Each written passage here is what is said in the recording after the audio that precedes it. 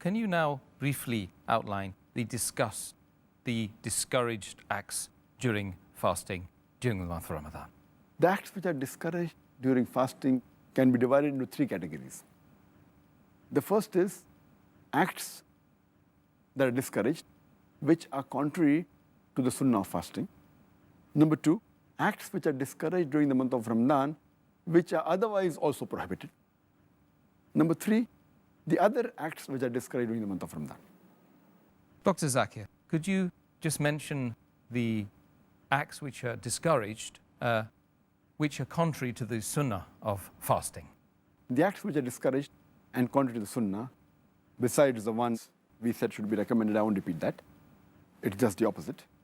It is a person should not say the niyyah aloud while fasting. The niyyah, it should not be said aloud. Number two is a person should not eat excessively during iftar or in the night. Number three, a person should not get angry. Point number four is that people read the Taraweeh very fast. They rush through the Taraweeh.